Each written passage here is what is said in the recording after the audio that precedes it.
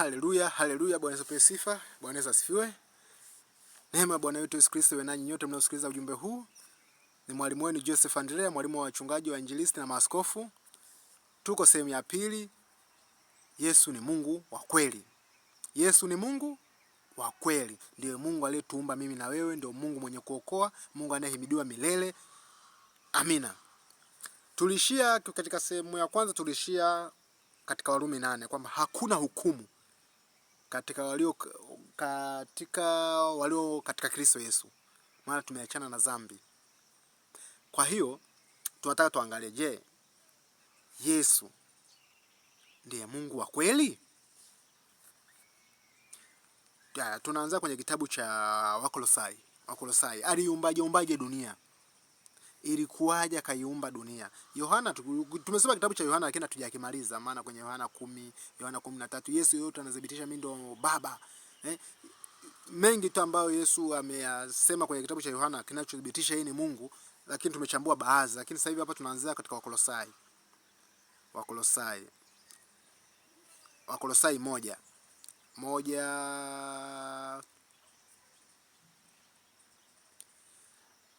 Tuanze 10.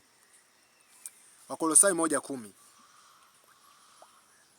Inasema Wakolosai 1:10, mwenende kama ulivyo wajibu wenu kwa Bwana, mkimpendeza kabisa, mkizaa matunda kwa kila kazi njema na kuzidi katika maarifa ya Mungu, mkiziwezeshwa kwa uweza wote kwa kadiri ya nguvu ya utukufu wake, mpate kuwa na subira ya kila namna na uvumilivu pamoja na furaha, mkimshukuru Baba aliye wastahimilisha kupokea sehemu ya urithi wa utukufu katika nuru. Naye alituokoa katika nguvu ya giza, akatuhamisha. Hivi umeelewa kitu? Mungu ni mwaminifu, Mungu ni mzuri. Yaani alituhamisha. Na kuna watu leo mpaka leo wamekataa kuhamishwa. Wamegoma kabisa kuhamishwa. Akatuhamisha na kutuingiza katika ufalme wa mwana wa pendo lake. Akatuhamisha kwake, akatupeleka katika mwanao Yesu Kristo. Yaani anaduhamisha. Yaani wewe ulikuwa unakaa nyumba hii, sasa unahamishwa kwenye nyumba nyingine. Na aliyekujengea ni huyo. Amekwambia, bwana, hii nyumba tena na ibomoa. Kwa hiyo wewe ingia kwenye hii nyumba. Sasa kuna watu wamegoma kwamba mimi hiyo nyumba sitaki kwenda, nitakaa kwa hii ya zamani.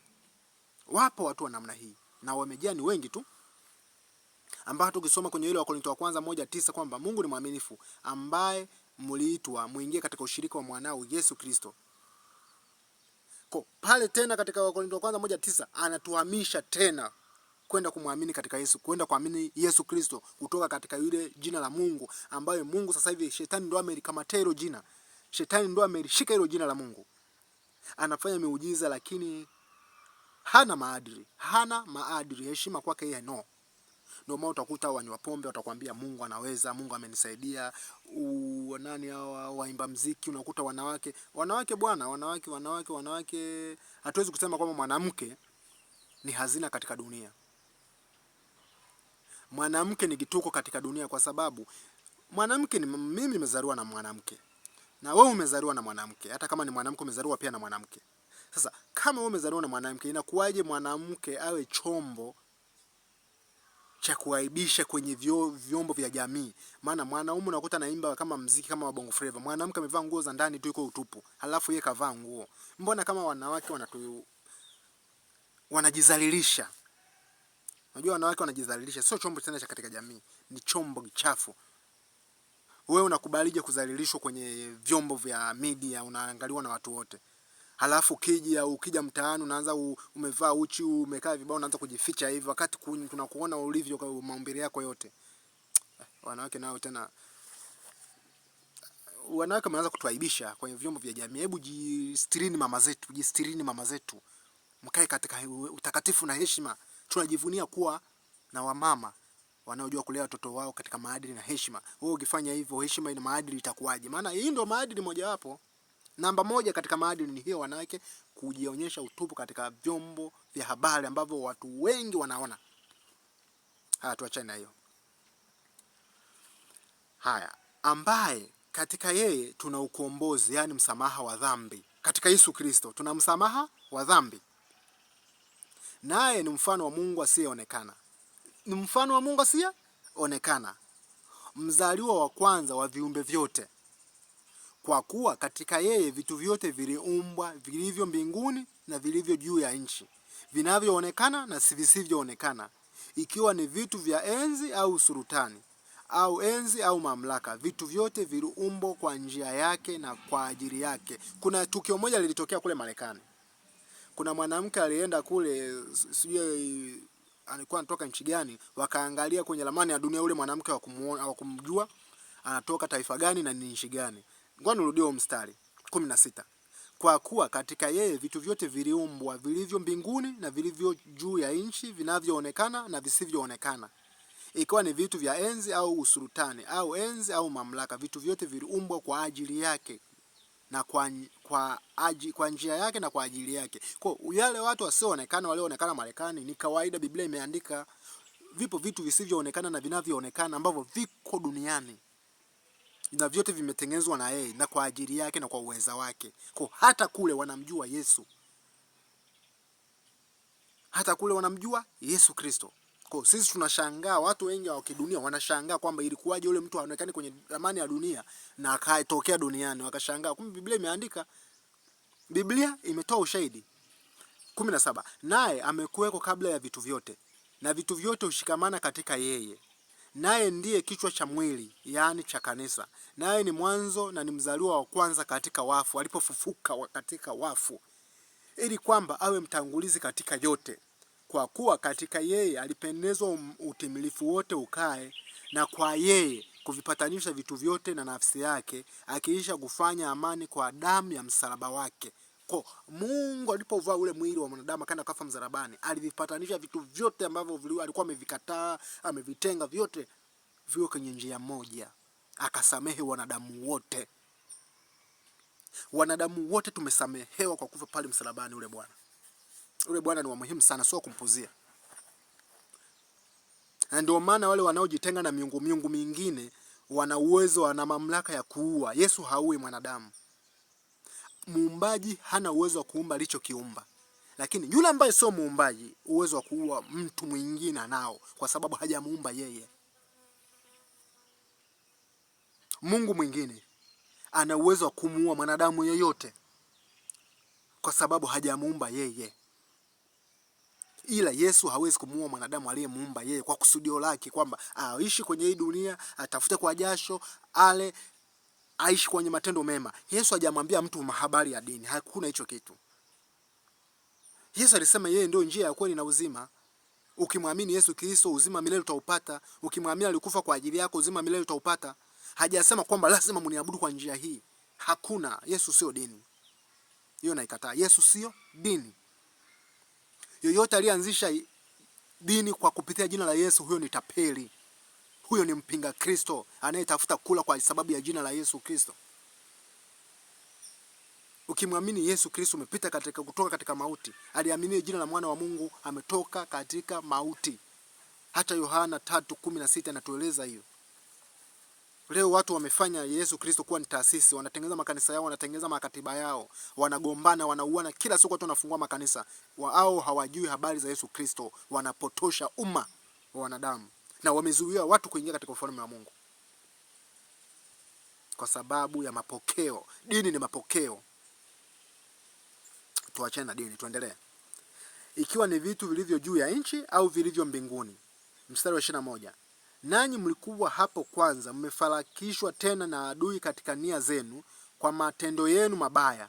Amewapatanisha sasa katika mwili wa nyama yake kwa kufa kwake, ili katika mwili wake wa nyama yake kwa kufa kwake, ili awalete ninyi mbele zake watakatifu, wasio na mawaa wala lawama. Kwa kufa kwake Yesu Kristo amedusamehe dhambi zote. Yani aliyekuumba amekufa kwa ajili yako, ili awaonyeshe mfano kwamba mtu atakufa na katika kufufuka atafufuka namna hii, na mimi ndo nitakayewafufua. Yesu Kristo ni mzuri ndugu yangu. Yesu Kristo ni mzuri. Usidanganywe na mtu habari za Yesu Kristo. Achana hawa ambao ni maadui wa msalaba wa Kristo, wanaotumia jina la Yesu Kristo vibaya. Wanakaa wakisema Yesu sio Mungu, wanakaa wakitukana. Sawa, Yesu na vile vyote. Yesu ni baba, Yesu ni baba, Yesu ni mfalme, Yesu ni nabii, Yesu ni mtume, Yesu ni mwalimu, Yesu ni mchungaji, Yesu ni mwinjilisti, kwa sababu yeye ni baba, vile vyote ni vya kwake. Haya, tuangalie andiko lingine katika Matendo ya Mitume 20:28.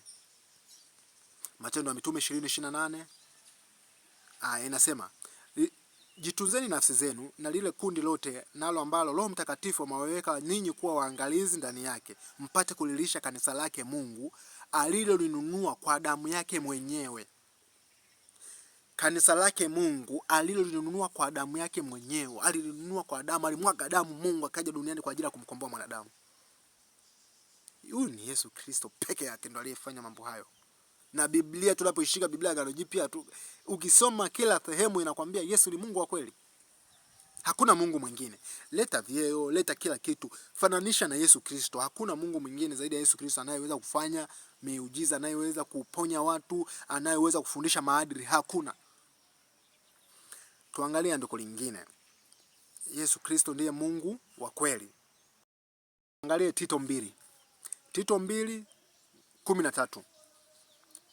Tito 2:13 inasema, tukilitazamia tumaini lenye baraka na mafunuo ya utukufu wa Kristo Yesu, Mungu mkuu na mwokozi wetu. Yesu Kristo, Mungu mkuu. Yesu Kristo ndiye Mungu wa miungu, Baba wa mababa, Bwana wa mabwana.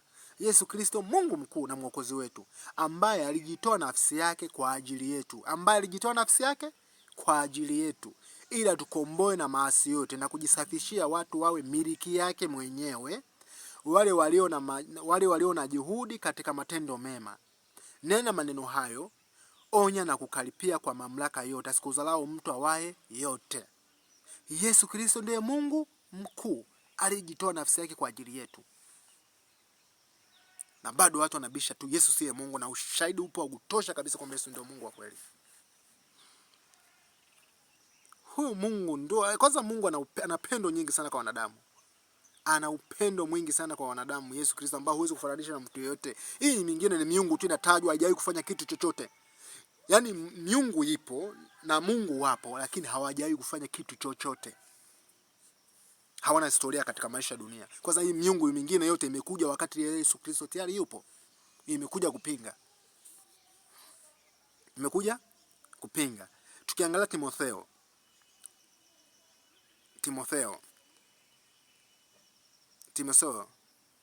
wa kwanza 3. Timotheo wa 3:16. Timotheo wa kwanza 3:16 inasema, na bila shaka siri ya utauwa ni mkuu. Mungu alidhihirishwa katika mwili. Bila shaka siri ya utauwa ni mkuu. Mungu alidhihirishwa katika mwili. Mungu alijulikana katika mwili. Mungu alijulikana katika nini? Katika mwili ambao ni Yesu Kristo. Alidhihirishwa katika mwili, akajulikana na kuwa na haki katika roho, akaonekana na malaika, akahubiriwa katika mataifa, akaaminiwa katika ulimwengu, akachukuliwa juu katika utukufu alipopaa kwenda mbinguni, ambao ni Yesu Kristo. Ushahidi mwingine huu unaonyesha Yesu Kristo ni Mungu wa kweli. Haya, tuangalie kwenye kitabu kingine. Tuangalie katika Warumi 1. Hii nishawahi kuisoma Warumi 1 kwenye kumjibu mzee Clement Mwandambo. Nilimjibu kwenye hii andiko. Clement Mwandambo nilimjibu hii andiko katika Warumi 1. Ukija kuangalia hapa, ukianzia katika 16. Tuanzie 16. 16 inasema, kwa maana sionei haya Injili kwa sababu ni uweza wa Mungu uletao wokovu kwa kila aminie, kwa Myahudi kwanza na Myunani pia. Kwa maana haki ya Mungu imedhihirishwa ndani yake toka imani hata imani, kama ilivyoandikwa, mwenye haki ataishi kwa imani. Mwenye haki ataishi kwa imani, haishi kwa sheria ya mwanadamu. Mwanadamu akupangisha kufanya kwamba wewe utafanya hivi, utafanya hivi. Muona utofauti wa zile dini. Nilikuwa nawaambia, dini ni mpango wa mwanadamu ambao umepanga kwamba kitu hichi kifanyike kwa muda huu, ambacho hivyo vitu vyote vilivyoandikwa ambavyo mnavifuata katika dini kwenye Biblia havina mwongozo. Sasa kama havina mwongozo, hayo ni mapokeo ambayo ni dhambi. Yesu mwenyewe kwenye ile Mathayo 15 alisema wananiabudu bure wakifundishwa mafundisho yaliyo maagizo ya wanadamu. Yaliyo maagizo ya wanadamu. Kuona dini ni nini? Dini ni maagizo ya wanadamu. Wanakaa kila siku nabadilisha mafundisho, kila siku nabadilisha maombi, mnakuwa mnafuata. Kwa hiyo kila siku mnakuwa mnabadilishiwa na wanadamu wanapanga. Haya, 18. Kwa maana ghadhabu ya Mungu imedhihirishwa kutoka mbinguni juu ya uasi wote na uovu wa wanadamu wapingao ukweli kwa uovu. Kwa kuwa mambo ya Mungu yanayojulikana yamekuwa dhahiri ndani yao, kwa maana Mungu aliwadhihirishia. Kwa sababu mambo yake yasiyoonekana tangu kuumbwa ulimwengu yameonekana na kufahamika kwa kazi zake, yaani uweza wake wa milele na uungu wake, hata wasiwe na udhuru. Uungu wake, aliudhihirisha uungu wake. Kwa sababu walipomjua Mungu hawakumtukuza kama ndiye Mungu wala kumshukuru. Kwa Yesu walipomjua kwamba ndiye Mungu hawakumshukuru wala hawakumtukuza kwamba ndiye Mungu. Kwa sababu walipomjua Mungu hawakumtukuza kama ndiye Mungu wala kumshukuru, bali walipotea katika uzushi wao, na mioyo yao yenye ujinga ikatiwa giza. Wakajinenea kuwa wenye hekima, walipumbazika, wakaubadili utukufu wa Mungu asiye na uharibifu kwa mfano wa sura ya binadamu aliye na uharibifu. Kwa hiyo Yesu alipokuja kwenye sura ya kibinadamu, walipumbazika, wakasema huyu ni mwanadamu, hawezi kuwa Mungu. Lakini wamesahau matendo yake aliyokuwa anayatenda kwamba ndio matendo ya Mungu mwenyewe. Maana matendo aliyoyatenda Yesu, hakuna Mungu mwingine anayeweza katenda zaidi ya yale aliyoyatenda Yesu. Hakuna, wala hajaitokea wala hata kuwepo. Ndio Mungu mwenyewe yule. Sasa ndio aliyoyatenda yale: kusamehe dhambi, kuponya, kufufua, kusamehe dhambi, vyote alivifanya ambavyo ndio kazi ya Mungu, na Yesu vyote alivitimiza. Haya, huyo Mungu mwingine atafanya kazi gani ambayo Yesu hakuifanya? Huyo Mungu mwingine atatufundisha nini ambayo Yesu hajamaliza kufundisha? Yesu ndiye Mungu wa kweli. Wakabadili utukufu wa Mungu asiye na uharibifu kwa mfano wa sura ya kibinadamu aliye na uharibifu, na ya ndege na ya wanyama na vitambaavyo. Kwa ajili ya hayo Mungu aliwaacha katika tamaa za mioyo yao, wafuate uchafu, hata wakavunjiana heshima miili yao. Na ndio maana ukija kuangalia leo, wanawake, wanaume wana matatu, wanajibadilisha, wanajigeuza, wanafanya kila kitu aina ya uchafu ambavyo Yesu Kristo aliwafundisha na wafunzi wake, akamwambia wao hivi vitu wasifanye, hivi vitu ni dhambi. Lakini vyote vinafanyika. Tuachane na hii, tuangalie andiko lingine katika Warumi. Hii tumeangalia Warumi 1, tuangalie Warumi 5. Warumi 5:9. Warumi 5:9. Warumi 5:9.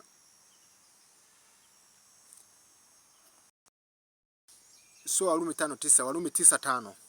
Lakini tunaanzia 4. Inasema ambao ni Waisraeli, Warumi 9:4.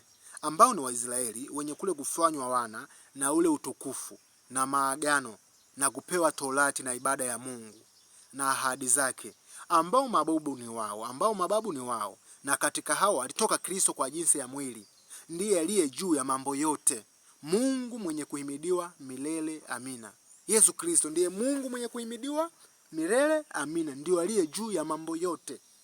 Yesu Kristo Bwana wetu tunayemtukuza na kumhubiri.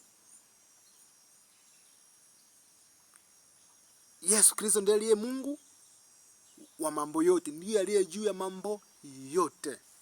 Yesu Kristo. Haya, tuangalie andiko lingine pia. Tuangalie andiko lingine pia katika Ufunuo. Katika Ufunuo 1:17 inasema, nami nilipomuona nilianguka miguuni pake kama mtu aliyekufa, akaweka mkono wake wa kuume juu yangu, akasema, usiogope, mimi ni wa kwanza na ni wa mwisho. Mimi ni Alfa na Omega. Tunajuaga Mungu ni wa kwanza na ni wa mwisho. Yaani yeye ni mwanzo na mwisho. Yeye ni wa kwanza na ni wa mwisho. Yesu anasema yeye ni Alfa na Omega, yeye ni mwanzo na mwisho. Na aliye hai, nami nilikuwa nimekufa, na tazama ni hai hata milele na milele. Yesu anasema alikuwa amekufa, sasa ni hai na milele na milele. Yesu Kristo inazilisha kwamba yeye ni Mungu wa kweli, ni Mungu mwenye kuokoa. Yesu Kristo. Tuangalie andiko lingine pia. Haya, tumeangalia katika ile Ufunuo 1:17. Tuangalie tena kwenye Ufunuo 1:8. Inasema, mimi ni Alfa na Omega, mwanzo na mwisho, asema Bwana Mungu aliyeko na aliyekuweko, na aliyekuweko, atakaye kuja, Mwenyezi. Yesu anasema yeye ni Alfa na Omega, mwanzo na mwisho. Hivi kwa ushahidi huu Yesu, Mungu anasema mimi ni Alfa na Omega, mwanzo na mwisho, asema Bwana Mungu. Huyo ni nani jamani? Si Yesu kabisa, anajitaja mwenyewe waziwazi. Na mchungaji anashika Biblia na kwambia Yesu sio Mungu, hapana. Na ameishika Biblia hii inayosema kabisa Yesu ni mwanzo na mwisho. Yesu ni Mungu. Anaikataa kabisa. Sasa huyo anayekataa ni mtumishi wa nani? Huyo anayekataa, huyo mchungaji anayekataa ni mtumishi wa nani? Atakuwa mtumishi wa shetani basi. Anayekataa.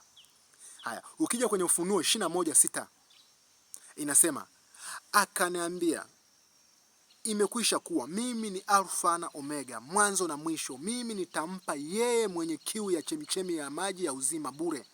Yeye ashindaye atayulisi haya, nami nitakuwa Mungu wake, naye atakuwa mwanangu. Mimi nimekubali kabisa kwa moyo, Yesu utakuwa Mungu wangu, kama alivyosema.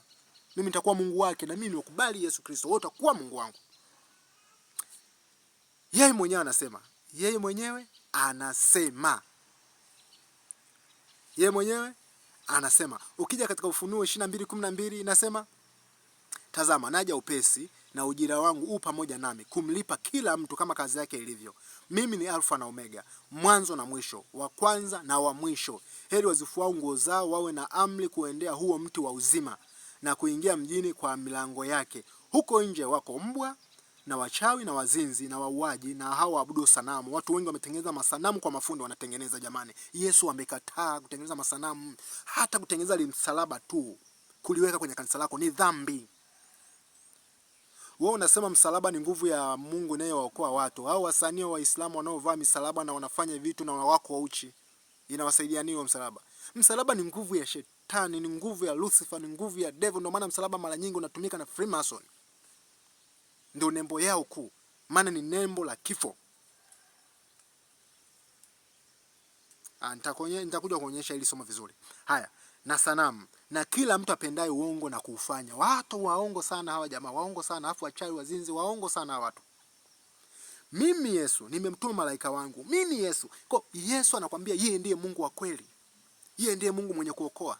Na matendo anayoyataka ameyasema, ameyaidhinisha, na matendo anayoyakataa ameyaidhinisha, kwa ambaye matendo hayafai.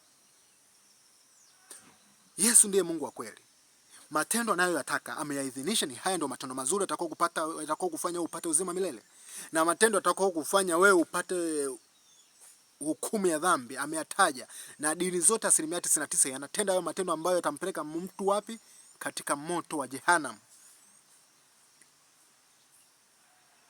Ukianzia hii Ufunuo 22:12 mpaka uende kwenye 12 mpaka uende kwenye mpaka mwisho, Yesu anadhihirisha yeye ni nani. Yeye ni Mungu wa kweli. Tena amedhihirisha haya baada ya kufufuka kutoka wafu, na watu wote walikuwa wanamsujudia, wakimwona wanamsujudia. Tuishie hapa. Ngoja niwaachie hii moja tu katika Mathayo 11:28. Mathayo 11:28.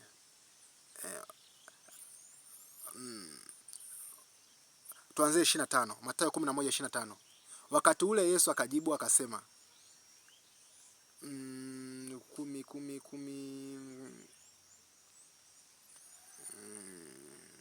25.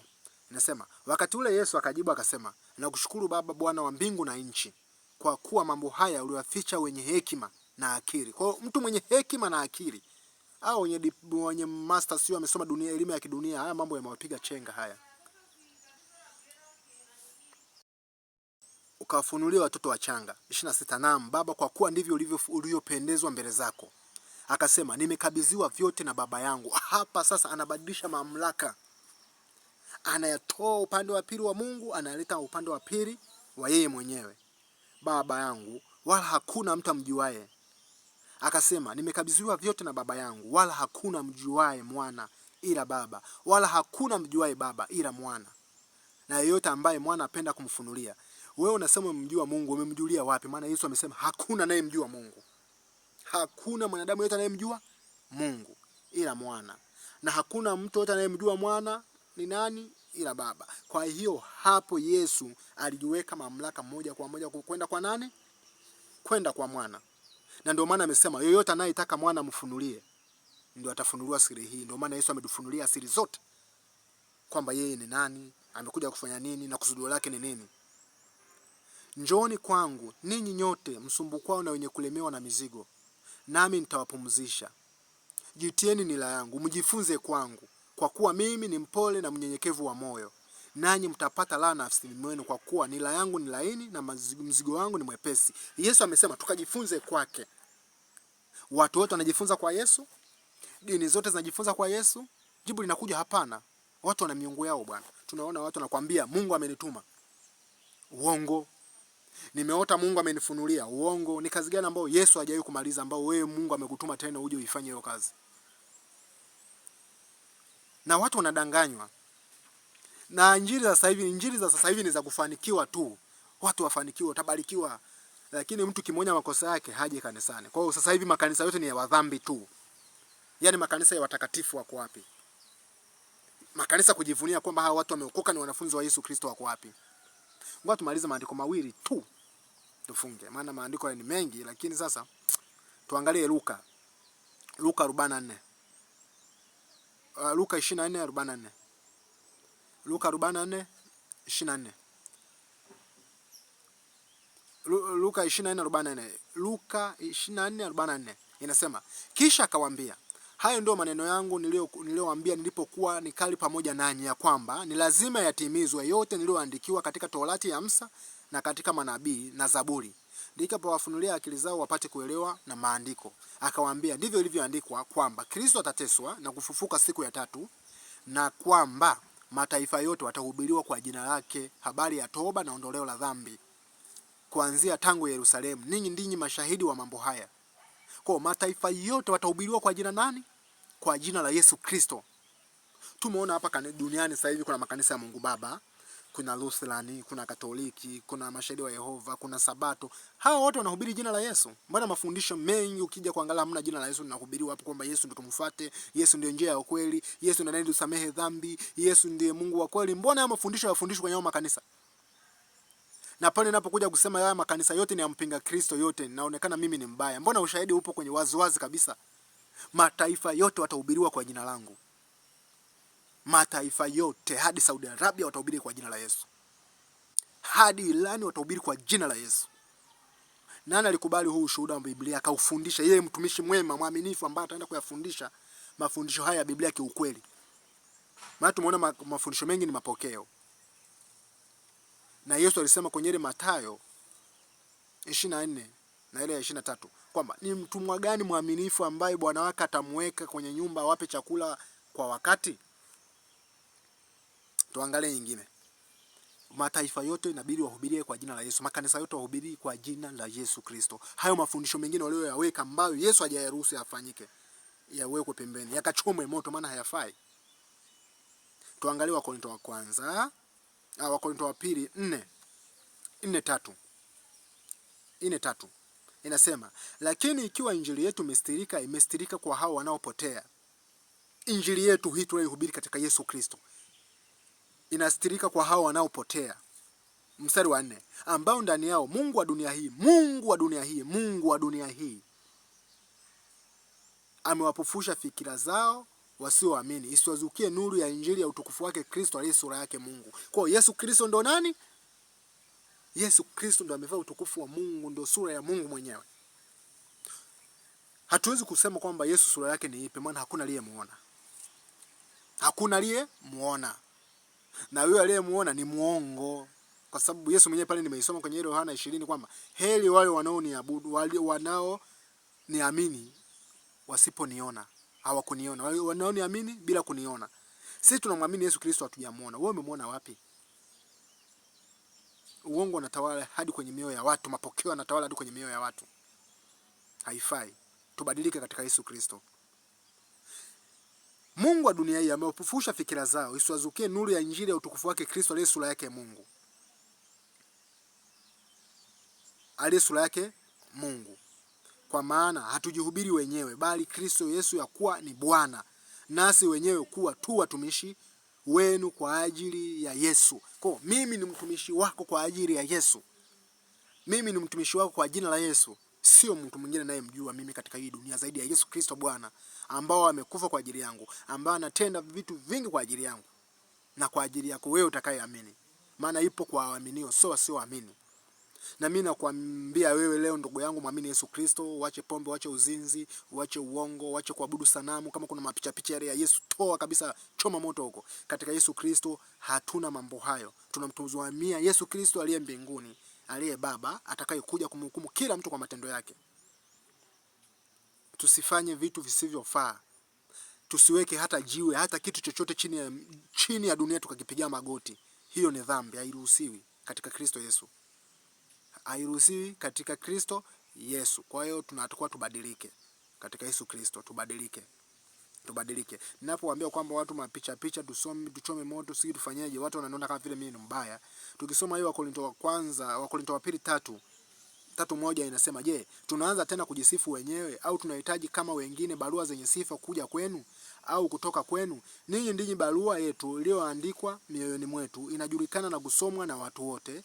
Mnadhihirishwa kwamba mmekuwa barua ya Kristo tulioikatibu, iliyoandikwa si kwa wino bali kwa Roho wa Mungu aliye hai, si katika vibao vya mawe, ila katika vibao ambavyo ni mioyo ya nyama. Tumaini hilo tunalo mbele za Mungu. Sasa kitambulisho chetu sisi katika Kristo Yesu sio masanamu, sio alama yote katika Kristo, bali tunamtumainia Yesu Kristo kwa matendo, moyo wako unavyofanya matendo mema na masafi. Na hasa vile Biblia ambayo imesema hiki kitu ni dhambi usikifanye, ukadhihirisha kweli na hujakifanya hicho kitu. Huo ndio weupe wa moyo. Ukija kusoma hii Wakorintho wa kwanza 8:1, na kwa habari ya vitu vile vilivyotolewa sadaka kwa sanamu, twajua ya kuwa sisi sote tuna ujuzi. Ujuzi huleta majivuno, bali upendo hujenga. Mtu akidhani ya kuwa anajua neno, hajui neno lolote bado, kama impasavyo kujua. Lakini mtu akimpenda Mungu, huyo amejulikana naye. Basi kwa habari ya vyakula ya vitu vile vilivyotolewa sadaka kwa sanamu, twajua ya kuwa sanamu si kitu katika ulimwengu. Sanamu sio kitu chochote katika ulimwengu, na ya kuwa hakuna Mungu ila mmoja tu. Kwa maana ijapokuwa wako waitwao miungu, ama mbinguni ama duniani, kama walivyoko miungu mingi na mabwana wengi. Kwa hiyo unaposema Mungu ni wengi, na maanisha maandiko yananiambia Mungu ni wengi sana. Tena hata malaika kutoka mbinguni bado wanaabudiwa na kusujudiwa. 5. Kwa maana ijapokuwa wako waitwao miungu, ama mbinguni ama duniani, kama vile walivyoko miungu mingi na mabwana wengi, lakini kwetu sisi Mungu ni mmoja tu, aliye Baba, ambaye vitu vyote vimetoka kwake, nasi tunaishi kwake. Yuko na Bwana mmoja tu, Yesu Kristo, ambaye kwake vitu vyote vimekuweko, na sisi kwa yeye huyo. Kwa hiyo sisi tuko kwa Yesu Kristo, ambaye vitu vyote vimetoka kwake. Viko kwake Yesu Kristo, ambaye ni Baba, ambaye ni Mungu. Wewe leo unayeaminishwa miungu mingine na masanamu na kila kitu, na kujiwekea mahalama kwenye nyumba zenu za ibada, hayo mamlaka mmeyatoa wapi? Yesu Kristo ndiye Mungu wa kweli. Vitu vyote vimekataliwa. Na ndio maana Yesu Kristo anapingwa na dini zote na imani zote, kwa sababu sheria zake ni ngumu. Sisi hatutofautiani na wale watu kipindi cha kale, wale wa Israeli. Musa alipoenda kuzichukua amri 10, akarudi akakuta wale wana wa Israeli wanatengeneza masanamu, kila mmoja alama yake. Tuna utofauti gani na wale kwa wakati tuliokuwa nao sasa? Tunaangalia kule Saudi Arabia, Waislamu wanasema Mungu wa kweli ni wa kwao, wanaenda wanalipigia goti Al-Kaaba kule. Wanalipigia goti, wanaliabudu. Wanachukua mawe eti wanaenda kumpiga shetani. Hiyo ni imani. Ingekuwa ni imani ya Wakristo hiyo, leo tusingekuwa tunajisema ya kuficha uso wetu. Tungekuwa kuna mahali tunaenda kumpiga mtu aliyemuua Yesu, ingekuwa ni gumzo sana. Lakini wao wanasema ni Mungu wa kweli. Tumeacha kwa sababu ni miungu yao. Kuna Wahindi wanaabudu ng'ombe, wanaabudu nyoka, kuna Wachina wanaabudu buza. Hiyo yote ni miungu, tumewaacha. Lakini watakaposikia uzuri wa Yesu Kristo na matendo, watayaacha yale, watakuja kwa Yesu Kristo, matendo yao yatabadilika na watu watasema kweli hao watu wamekuwa wazuri katika Kristo Yesu. Lakini hatuna imani za kuua watu, hatuna imani za kutukana watu.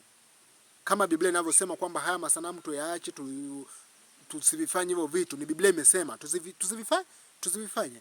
Maana ingeniambia mimi na mamlaka kumtengeneza Yesu, ningemtengeneza kwa njia yote ninayojua mimi. Na ningekuwa namwabudu kila siku. Maana na hata kama ningekuwa na shida yoyote, ningekuwa naenda kwenye ile sanamu lake na namwambia Yesu wangu na shida hii na hii nisaidie. Angenisaidia kwa sababu si yuko pale. Naye muomba si yuko pale. Ndio madhara ya sanamu. Watu hawajui madhara ya sanamu. Unapokitengeneza kitu kakiabudu kipo, unapopitia shida kakiambie shida yako. Uone kama kitakusaidia. Ile ni mikono ya fundi tu. Ni kazi ya fundi ile. Kwa hiyo ndugu zangu, tuishie hapa. Yesu ndiye Mungu wa kweli. Tumepata ushahidi wa kweli kabisa kujitosheleza. Yesu ndiye Mungu wa kweli, ndiye Mungu mwenye kuokoa. Lakini hatulitumii jina la Mungu kwa sababu shetani ndo ameliwahi hilo jina. Ila sisi tunalitumia jina la Yesu. Bwana Yesu au Yesu Kristo ndiye wa kweli, ambao jina hilo ndio lenye mamlaka tulilopewa. Ndio maana alisema ombeni kwa jina langu. Nitakuja kutoa hilo somo kwamba Yesu ndiye Mungu wa kweli. Kwa nini alisema tuombe kwa jina lake? Nitakuja kutoa hilo somo baadaye, wakati mwingine unaokuja. Lakini jifunza haya machache, muamini Yesu Kristo, mwambie shida zako, atafanya, kwa sababu yeye aliahidi. Hamwezi kufanya neno lolote bila mimi, katika Yohana 15. Kwa hiyo tuna ujasiri wa kulitia jina lake kwa sababu tuna mamlaka nayo. Tuna mamlaka na hilo jina. Na ndio maana walio wengi, walio waongo, wanatumia jina la Yesu kwa kuvutia watu. Maana jina la Yesu ni kivutio kweli. Ukimhubiri Yesu kila mmoja atampenda, na maana habari zake ni nzuri. Lakini huwa anaingiza miungu yake, shetani anamuingizia vitu vyake sasa. Anaanza watu kuhalalishia na kuwafanyia miujiza, kitu ambacho kimesema ni dhambi. Biblia imesema ni dhambi, anawahalalishia kwamba ni halali, wakifanye kile kitu. Kwa hiyo shetani anamuongezea nguvu, anampa pesa. Wengi wanafanya kwa sababu ya pesa, wengine kwa sababu ya njaa, wengine kutokujua. Ndio maana wanatumia maji, wanatumia mafuta, wanatumia miungu yao, wanatumia fimbo, wanatumia pete. Hizo zote ni nguvu za shetani. Lakini Yesu Kristo anatosha. Jina la Yesu tu peke yake linatosha. Muamini Yesu Kristo kuanzia sasa, uokoke, tubu kwa jina lake, omba kwa jina lake, kila kitu fanya kwa jina la Yesu. Utukufu mpe Kristo, neema mpe Kristo, muabudu moyoni mwako Yesu Kristo. Asanteni. Ni mwalimu wenu yule Joseph Andrea. Subscribe, like, comment, share ili wafikie watu wengi waweze kujifunza. Usiache kuwasaidia wahitaji. Chochote unachokipata, fungu lako la 10 wapelekee wahitaji, utabarikiwa zaidi ulipo sasa. Asanteni.